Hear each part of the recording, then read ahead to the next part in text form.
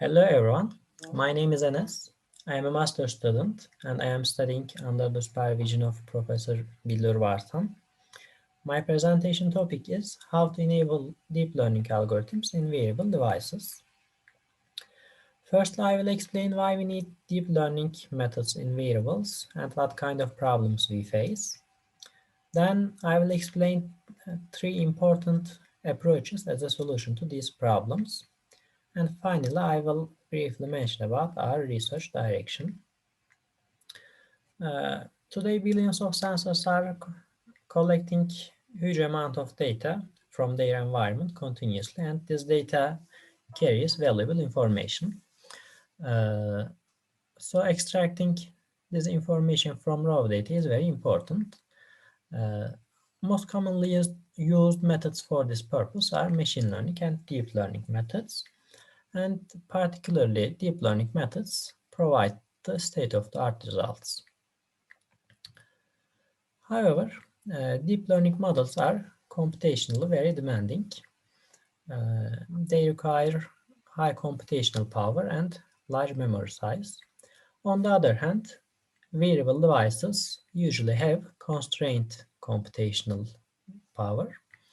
Here in this figure, we see most commonly used microcontrollers and wearables.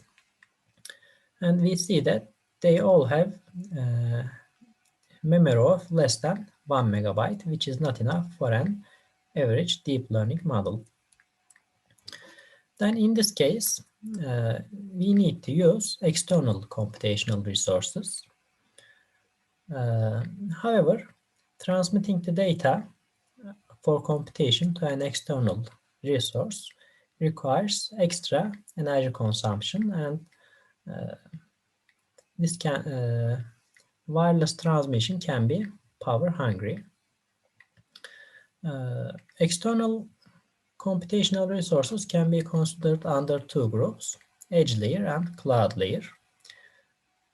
Cloud servers are computationally very strong.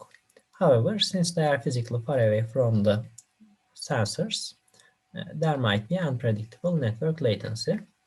Edge servers are distributed servers and they can be used for real-time computation. However, they don't have computational powers as strong as cloud servers. So these advantages and disadvantages needs to be optimized. The first approach for the problems I have mentioned is simplifying the network models. I will introduce two methods to simplify a neural network. These are weight quantization and merging extracted and handcrafted features. One important difference between a deep neural network and a classical machine learning algorithm is that classical algorithms need handcrafted features. This means that representative features of signals should be provided to model by a domain expert. Deep networks don't need handcrafted features. We can just feed raw signal to the model and it can extract the representative features. And if the network is optimized well, these extracted features are usually gives better performance than handcrafted features. Here we see on the other hand, extracted features and handcrafted features can be used as complementary of each other. Here we see an example. In this example, for accelerometer and gyroscope signals, some handcrafted features are given to our network. And since some features are already given, deep learning model doesn't have to extract all the features. It can extract less number of features, and by combining less number of features with handcrafted features, this study achieves the same performance. Here in this table, we can see the comparison. Method 2 suggests using weight quantization. A deep learning model is simply a set of weights, and weights are usually 32-bit numbers. If we use less bit to store weight values, we can decrease the size of the model. Here in this table, we can see the comparison, how much less energy we need when we use 8-bit integers and 32-bit integers. So we can obviously see that using less number of bits to represent numbers saves great amount of memory and energy. However, we lose precision in this case. So in order to compensate this accuracy loss, we need to implement additional methods. For example, this study suggests using more quantization weights and dynamic vision strategy to compensate its accuracy loss. Depending on the task and application, different compensation methods can be adopted, and most importantly, developing more efficient quantization methods is important, and developing quantization methods while preserving the model accuracy is still an open research area. The second approach is offloading reduced data to an external resource.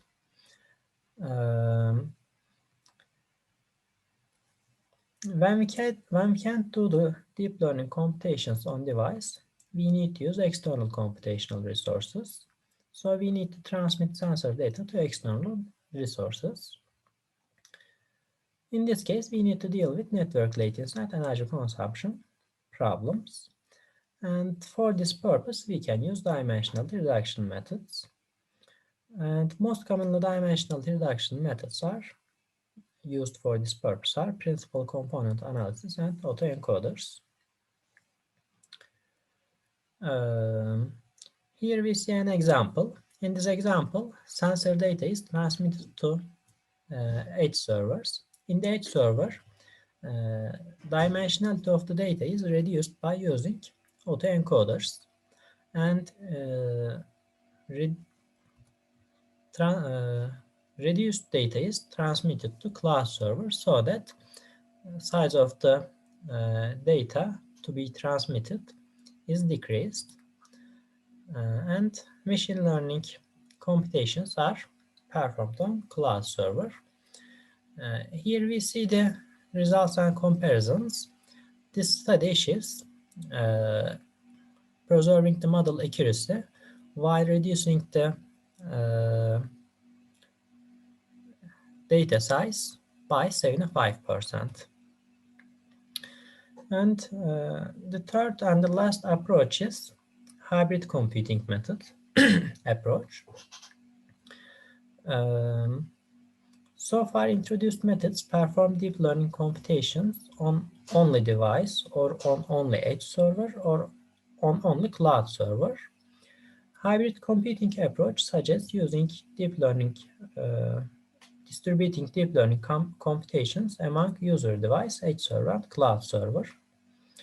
Different methods can be adopted under this idea. I will introduce two methods used in the literature. First method is used for multi-class classification task. Classifying different classes may demand different complexity levels. Some classes can be detected with simple networks accurately, while some others may demand more complicated networks. This method firstly separates classes as simple ones and complicated ones. So when the signal is received from the sensor, firstly a binary classification is performed on device. If the signal is classified as simple, subclassification continues on device. If it is classified as complicated, computation is offloaded to edge server and subclassification is done on edge server. Partition of classes as simple and complicated is learned during the training session, and this method achieves 3 times energy saving while preserving the model accuracy.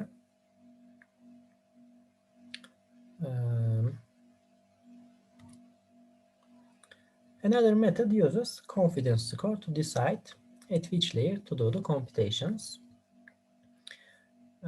It firstly checks the confidence score of the lowest layer. If the confidence score is not high enough, it checks the next layer, and computation is done on the lowest layer, which has a confidence level above a certain threshold value. And this study achieves 49 to 81 energy saving. Our focus will be on distributed computation on edge cloud servers and data reduction and offloading methods.